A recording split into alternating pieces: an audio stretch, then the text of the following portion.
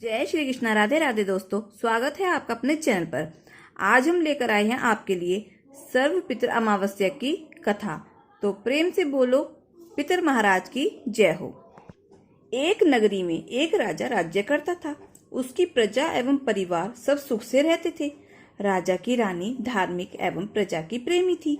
राजा के महल के सामने एक साहूकारनी की हवेली भी थी।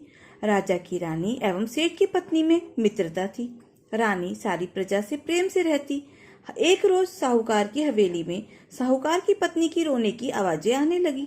स्त्री भारी विलाप कर रही थी। रानी ने हवेली में रोने की आवाज सुनी तो रानी ने राजा से इस विलाप का कारण पूछा। राजा ने कहा कि सेठ का पुत्र मर गया है। तो सेठ की पत्नी और लड़के की माँ बहुत दुखी है। रानी बहुत भोली थी। उसने राजा को कहा कि महाराज, दुख क्या होता है। राजा को कुछ समझ में नहीं आया कि रानी को कैसे समझाएं कि दुख क्या होता है। रानी वापस बोली, महाराज बताइए ना, दुख क्या होता है। जब राजा ने रानी से कहा कि तुम अपने कुंवर को मार दो तो तुम्हें पता चल जाएगा कि दुख क्या होता है। महारानी ने अपने कुंवर को महल से नीचे गिरा दिया। भगवान की कृपा से कुंवर गारे के ढेर पर गिरा और उसको खरोच तक नहीं आई। रानी अपने कुंवर को देखने नीचे आ ही रही थी कि कुंवर को सामने से आते देखकर और ये देखकर राजा भी दंग रह गए कि इतने ऊपर से गिरने के बाद भी कुंवर को कुछ नहीं हुआ। रानी ने राजा से वापस पूछा, महाराज दुख क्या होता है, बताइए। उस समय पड़ोसी राज्य के सैनिक युद्ध कर रहे थे। राजा ने रानी से कहा कि अब मैं लड़ाई में अकेला जा रहा हूँ। जब तुम्हें मेरे मरने का समाचार मिलेगा तब तुम समझ जाओगी कि दुख क्या होता है। राजा ने युद्ध के लिए प्रस्थान किया, लेकिन भगवान और अमावस माँ की कृपा से जीतकर घर आया। अब राजा को भी आश्चर्य होने लगा कि इसके पीछे क्या कारण है। उसी समय महारानी महाराज के पास फिर वापस आई और फिर वही दोहराने लगी कि महाराज ने सोचा कि इन्हें दुख का एहसास कैसे दिलाया जाए। राजा ने रानी को बुलाकर कहा कि अब हम गंगा जी की यात्रा करने जा रहे हैं। वहां गंगा जी की धारा में डूब जाऊंगा, तब तुम्हें एहसास होगा कि दुख क्या होता है। रानी ने गंगा यात्रा की तैयारी की और आवश्यक सामान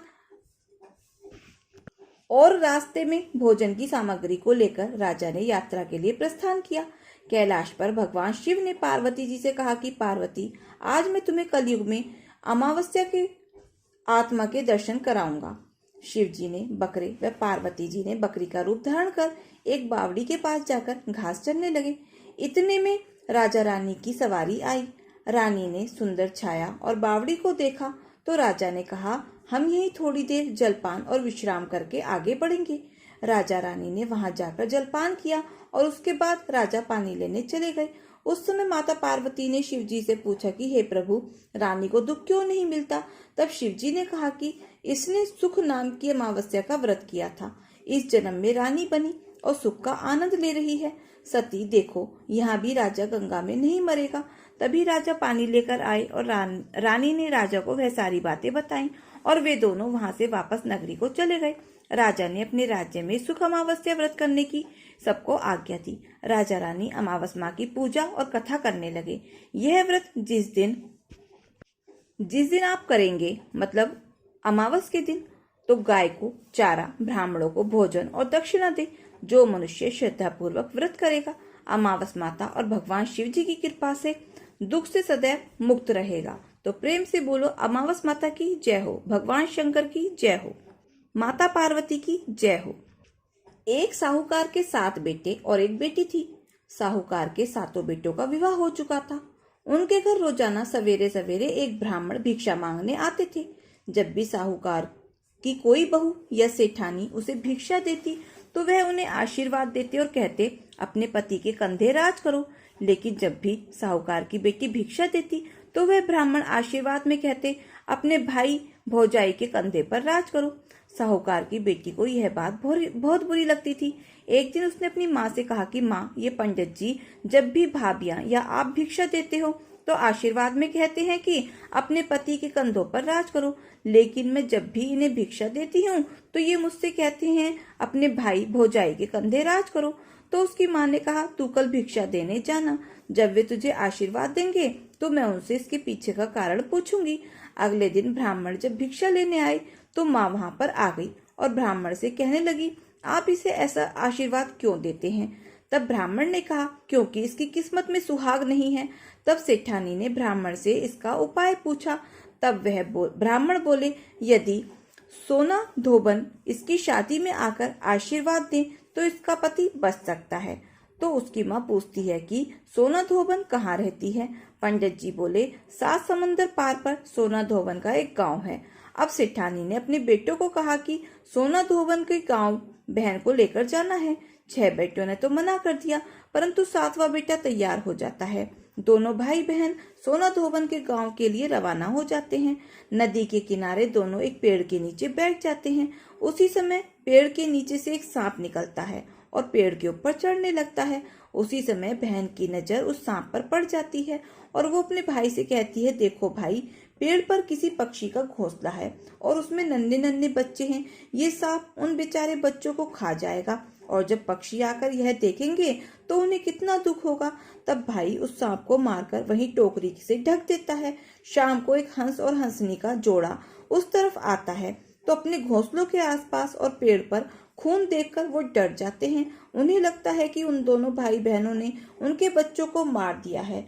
तो वह वहां पर आते ही उन दोनों को चोंच मारने लगते हैं। तभी बहन टोकरी उठाकर उसके नीचे पड़ा हुआ सांप दिखाती है और कहती है, हमने तुम्हारे बच्चों को इस सांप से बचाया है और ये खून इस सांप का है। तब हंस और हंसनी बहुत खुश होते हैं और उन दोनों को अपनी पीठ पर बैठाकर समुद्र पार सोना धोबन के गांव उन्हें छोड़ आते हैं। सोना धोबन का भी बहुत बड़ा परिवार था, जिसमें उसके बेटे और बहुएं सब साथ साथ रहते थे। साहूकार का बेटा और बेटी भी उसी गांव में ही घर लेकर रहने लगे। रोजाना रात को साहूकार की बेटी सोना धोबन के घर जाती और खाना बनाती, पानी भरती, साफ सफाई, घर के सभी काम करके सुबह होने से पहले अपने घर वापस लौट आती थी। एक दिन सोना धोबन ने अपनी बहुओं से पूछा, आजकल सुबह सुबह तुम्हारी लड़ाई झगड़े की आवाज नहीं आती, क्या बात है? तो बहुएं बोली, सासू माँ, जब हमें सारा काम किया हुआ मिल जाता है तो हम क्यों झगड़ें? तो सोना धोबन ने पूछा, अच्छा कौन करता है सारा काम? तो बहुएं बोली, आप नहीं करती, हमें तो लगा हमारे उठने से पहले आप ही घर का सारा काम कर देती हैं। तब सोना धोबन ने ये पता लगाने का निश्चय किया और वो सारी रात भर जागती रही। जब साहूकार की बेटी आई तो सोना धोबन ने उसका हाथ पकड़ लिया और पूछने लगी, तुम कौन हो और क्यों मेरे घर आकर मेरे घर का सारा काम करती हो? तब साहूकार की बेटी ने ब्राह्मण वाली सारी बात सोना धोबन को बता दी और कहा, यदि आप अपनी अमावस्या व्रत का फल मुझे दे देंगे तो मेरा सुहाग अमर हो जाएगा। सोना धोबन ने उसकी बात मानते हुए उससे कहा, जब तुम्हारी शादी पक्की हो जाए तब मुझे न्योता भेज देना, मैं तुम्हारी शादी पर जरूर आऊंगी। इसके बाद दोनों भाई बहन अपने घर वापस आ जाते हैं और बहन के लिए लड़का ढूंढकर शादी की तारीख पक्की कर देते हैं। सोना धोबन को भी न्योता भेजा जाता है। शादी के दिन फेरों के ठीक बाद एक सांप आता है और दूल्हे को डस लेता है, जिससे दूल्हा मर जाता है। तब सोना धोबन संकल्प लेकर दूल्हे के मुंह में पानी डालती है और वो वापस जीवित हो जाता है। तभी से सोना धोबन के साथ साथ साहूकार की बेटी और बहुओं ने भी अमावस्या का व्रत करने का संकल्प लिया। पुरानी मान्यता के अनुसार एक समय एक परिवार रहा करता था, जिसमें 7 सगे भाई हुआ करते थे। परिवार में समस्त प्रकार के सुख साधन थे। सभी भाइयों के संतानें थी। किसी के बताने पर उन भाइयों की 7 पीढ़ियों को लगा कि अमावस्या की दिन उन्हें व्रत रखना चाहिए। सभी अपनी संतानों की दीर्घायु की प्राप्ति के लिए वरदान लेने के लिए अमावस्या का इंतजार करने लगी। जब अमावस्या आई तो केवल बड़ी बहू ने ही व्रत धारण किया, लेकिन जब पहले साल बड़े भाई की पत्नी ने व्रत रखा तो उसके बेटे की मृत्यु हो गई। दूसरे साल फिर और एक बेटे की मृत्यु हो गई। 7 साल तक ऐसा ही हुआ। तब बड़े बेटे की पत्नी ने अपने मृत पुत्र का शव कहीं छुपा दिया। गांव की कुलदेवी माँ पुलोरमा उस समय गांव के लोगों की रक्षा के लिए पहरा दे रही थी। उन्होंने जब इस दुखी माँ को देखा तो इसकी वजह उन्होंने जाननी चाहिए। तब बड़े भाई की पत्नी ने सारा किस्सा देवी पुलेरमा को सुनाया तो देवी को उस पर दया आ गई। देवी पुलेरमा ने उस दुखी माँ से कहा कि वह उन सभी स्थानों पर हल्दी छिड़क दे जहाँ जहाँ उनके बेटों का अंतिम संस्कार हुआ है। तब बड़े भाई की पत्नी ने ऐसा ही किया। जब वह घर लौटी तो सातों पुत्रों को जीवित देखकर उसकी खुशी का ठिकाना न रहा। तब से उस गांव की हर माता अपनी संतान की लंबी उम्र की कामना से अमावस्या का व्रत रखने लगी और उस दिन से ये कथा सुनी और पढ़ी जाती है। उत्तर भारत में यह अमावस्या के नाम से दुर्गा माता की आराधना करके मनाया जाता है। वहीं दक्षिण भारत में यह त्योहार पलोला अमावस्या के रूप में माँ पुलेरमा जी की माँ दुर्गा का रूप माना जाता है। उनकी पूजा अर्चना के साथ साथ मनाने की परंपरा है। ये व्रत उन्हीं माताओं द्वारा किया जाता है जिनकी संतानें हों, क्योंकि यह मात्र संतान सुख एवं उनकी लंबी आयु की कामना के लिए किए जाने वाला व्रत है। व्रत रखने वाली माता को दिन के उदय पूर्व होने से पहले उठना चाहिए तथा व्रत के आरंभ से पूर्व उन्हें अच्छे से नहा धोकर स्वच्छ कपड़े धारण करने चाहिए। वैसे अमावस्या तिथि को नदी या जल स्रोत में स्नान करना भी बहुत पुण्यकारी माना जाता है। सूर्य भगवान को जल का अर्घ्य दें तथा अपनी संतान की दीर्घायु की कामना करें। अमावस्या की पूजा में 64 आटे के पीड़ों को मूर्ति का स्वरूप दिया जाता है तथा इनको दुर्गा की 64 देवियों का रूप मानकर एक पास्ट अथवा पूजा योग्य स्थल पर रखकर पूजन किया जाता है। देवी दुर्गा को प्रसाद नारियल अथवा घर के बने भोजन का भोग लगाएं और विधि विधान के अनुसार उनकी पूजा करें। तो प्रेम से बोलो देवी माता की जय हो, अमावस्या माता की जय हो। एक समय की बात है, किसी नगर में एक सेठ सेठानी रहते थे। उनके एक बेटा और एक बेटी थी।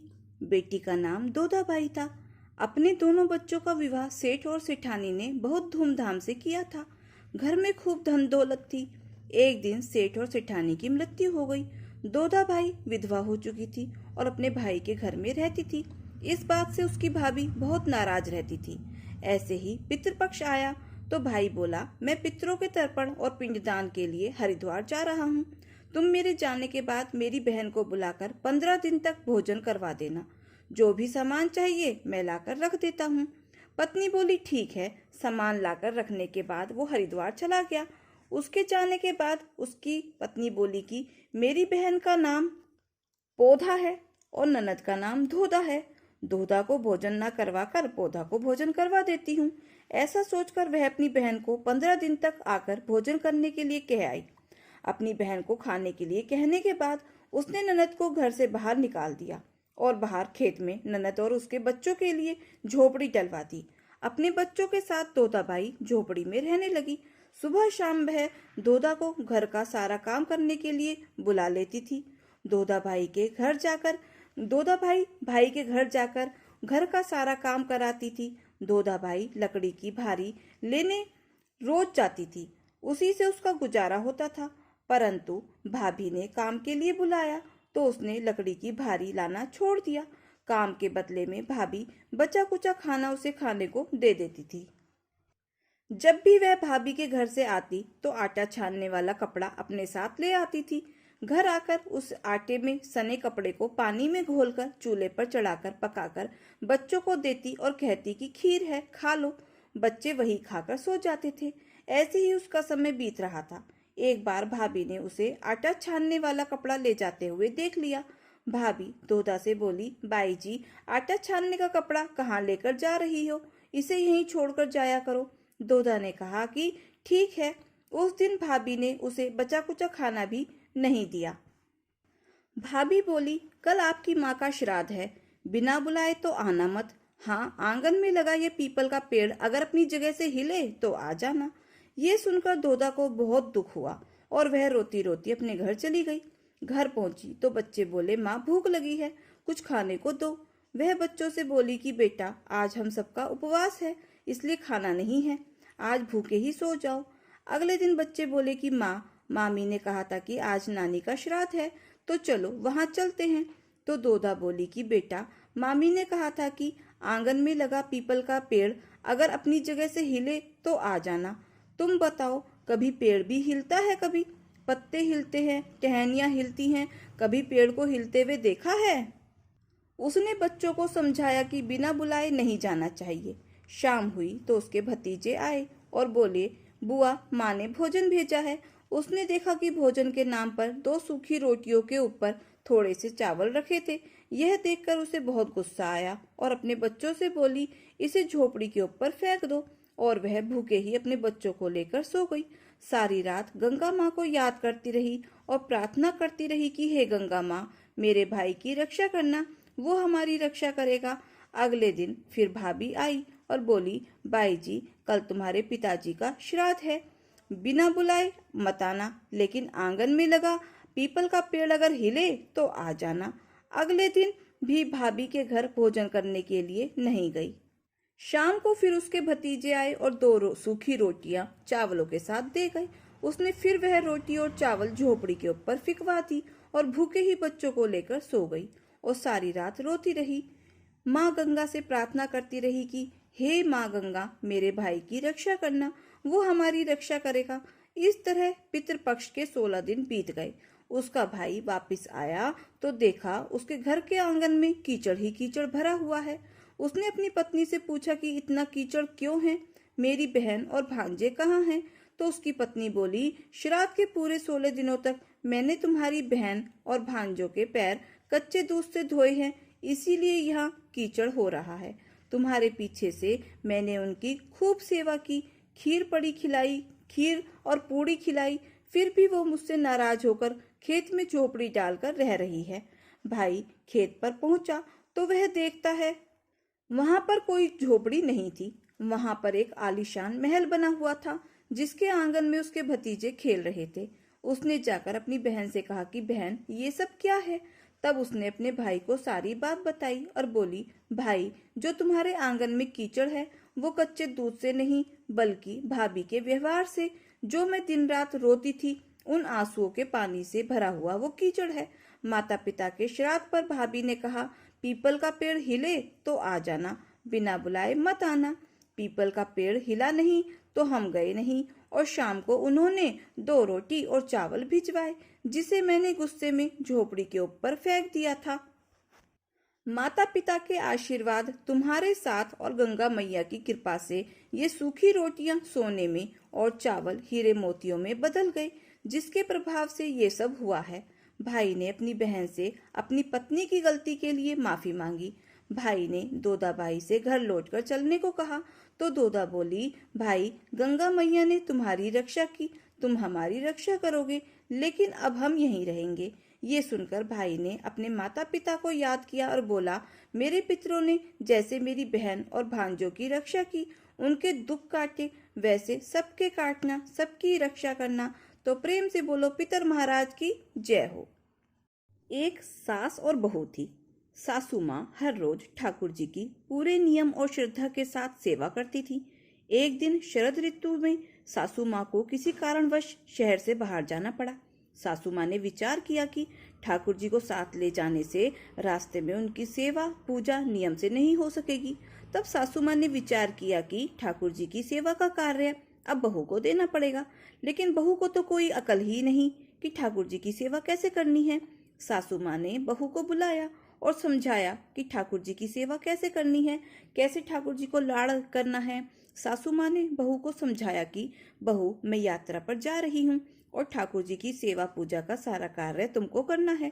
सासू माँ ने बहू को समझा दिया था, देख, ऐसे 3 बार घंटी बजाकर सुबह ठाकुर जी को जगाना, फिर स्नान कराना, फिर स्वच्छ कपड़े पहनाना, फिर ठाकुर जी का श्रृंगार करना, फिर ठाकुर जी को दर्पण दिखाना, दर्पण में ठाकुर जी का हंसता हुआ मुख देखना, इसके बाद ठाकुर जी को भोग लगाना। इस तरह सासू माँ बहू को सारे नियम समझाकर यात्रा पर चली गई। अब बहू ने ठाकुर जी की सेवा कार्य उसी प्रकार शुरू कर दिया जैसे सासू माँ ने समझाया था। बहू ने सुबह होते ही ठाकुर जी को जगाया, नहलाया, कपड़े पहनाए, श्रृंगार किया, दर्पण दिखाया। अब सासू माँ ने कहा था कि दर्पण में ठाकुर जी का हंसता हुआ मुख देखकर ही भोग लगाना। दर्पण में ठाकुर जी का हंसता हुआ मुख ना देखकर बहू को बड़ा आश्चर्य हुआ। बहू ने विचार किया कि शायद मुझसे सेवा में कोई गलती हो गई है, तभी दर्पण में ठाकुर जी का हंसता हुआ मुख दिखाई नहीं दे रहा है। बहू ने फिर ठाकुर जी को नहलाया, श्रृंगार किया, दर्पण दिखाया, लेकिन ठाकुर जी का हंसता हुआ मुख नहीं दिखा। बहू ने विचार किया शायद फिर से कुछ गलती हो गई होगी। बहू ने फिर से ठाकुर जी को नहलाया, श्रृंगार किया, दर्पण दिखाया, ठाकुर जी का हंसता हुआ मुख फिर भी नहीं दिखाई दिया। बहू ने फिर से ठाकुर जी को नहलाया। ऐसा करते करते बहू ने ठाकुर जी को 12 बार स्नान करा दिया। हर बार दर्पण दिखाया, मगर ठाकुर जी का हंसता हुआ मुख नहीं दिखा। अब बहू ने 13वीं बार फिर से ठाकुर जी को नहलाने की तैयारी शुरू कर दी। अब ठाकुर जी ने विचार किया कि इसको हंसता हुआ मुख नहीं दिखा तो यह तो आज सारा दिन मुझे नहलाती ही रहेगी। अब बहू ने ठाकुर जी को नहलाया, कपड़े पहनाए, श्रृंगार किया और दर्पण दिखाया। अब बहू ने जैसे ही ठाकुर जी को दर्पण दिखाया तो ठाकुर जी अपनी मनमोहनी मंद मंद मुस्कान से हंसे। बहू को संतोष हुआ कि अब ठाकुर जी ने मेरी सेवा स्वीकार कर ली है। अब हर रोज यही नियम बन गया। ठाकुर जी रोज हंसते। सेवा करते करते अब तो ऐसा हो गया कि बहू जब भी ठाकुर जी के कमरे में जाती, बहू को देखकर ठाकुर जी हंसने लगते। कुछ समय बाद सासू माँ वापस आ गई। सासू माँ ने ठाकुर जी से कहा कि प्रभु क्षमा करना, अगर बहू ने आपकी सेवा में कोई कमी कर दी हो, कोई कमी रह गई हो तो कोई बात नहीं, अब मैं आ गई हूँ, आपकी सेवा पूजा बड़े ध्यान से करूंगी। तब सासू माँ ने देखा कि ठाकुर जी हंसे और बोले कि मैया, आपकी सेवा भाव में कोई कमी नहीं है, आप बहुत सुंदर सेवा करती हैं, लेकिन मैया दर्पण दिखाने की सेवा तो आपकी बहू से ही करवानी है, इसी बहाने मैं हंस तो लेता हूँ। तो दोस्तों, कैसी लगी आपको ये कथा ठाकुर जी की? प्रेम से बोलो जय श्री कृष्णा, राधे राधे। गणेश भगवान की जय हो। एक छोटा सा लड़का था, कोई काम नहीं करता था। उसकी माँ उसको हमेशा डांटती थी कि बेटा कोई तो काम कर लिया करो, लेकिन वो तो गणेश जी का ही नाम सुमरता रहता था, कोई काम नहीं करता था। एक दिन माँ ने उसको घर से निकाल दिया कि अब जा कुछ तो काम करके आ। वह गणेश जी का नाम लेकर चला गया। वह चलते चलते दूर जंगल में निकल गया और गणेश जी को ही भजता रहा। गणेश जी ने सोचा, यह तो मेरे नाम से घर से निकल गया, दूर आगे तो बहुत घना जंगल है, यह कहाँ जाएगा। यह सोचकर गणेश जी प्रकट हो गए और लड़के से पूछा कि तू कहाँ जा रहा है। लड़के ने कहा, मैं गणेश जी से मिलने जा रहा हूँ। तब गणेश जी बोले कि मैं ही गणेश जी हूँ। लड़के ने कहा कि मैं कैसे समझूं कि आप ही गणेश जी हो। तब गणेश जी ने कहा, तू मांग कर तो देख। तो लड़के ने कहा कि जो मैं मांगूंगा आप वो दे देंगे क्या? गणेश जी ने कहा, हाँ दे दूंगा, लेकिन मांगना ऐसा कि एक बार ही में ही मांग लेना, बार बार नहीं दूंगा। अब लड़का बोला कि ठीक है, सोचने दो। फिर लड़के ने सोचकर मांगा, ढोलू हींग राज को, पूछो गज राज को, दाल भात गेवा का फल का, ऊपर ढकसो खांड को, पुरसन वाली ऐसी मांगू, जानू फूल गुलाब को। विनायक जी बोले, तूने तो बहुत सारा मांग लिया, जा तेरे ऐसा ही हो जाएगा, जा तू अब घर चला जा। विनायक जी अंतर्ध्यान हो गए और लड़का अपने घर आया तो देखा झोपड़ी की जगह महल बन गया और पीढ़े पर छोटी सी बहू बैठी है। घर में बहुत सारा धन हो गया, नौकर चाकर हो गए। आकर अपनी माँ से बोला, माँ विनायक जी ने देखो कितना सारा धन दिया है। यह देखकर माँ बहुत ही खुश हुई। तो हे विनायक जी महाराज, जैसा आपने उस लड़के को दिया वैसा सब किसी को देना। तो प्रेम से बोलो गणेश भगवान की जय हो। दोस्तों, अगर आपको हमारी कथा कहानी अच्छी लगी हो तो प्लीज प्लीज वीडियो को लाइक शेयर और सब्सक्राइब अवश्य करें, अपना प्यार और सहयोग दें। मिलते हैं फिर ऐसे ही नई कथा कहानियों के साथ। धन्यवाद।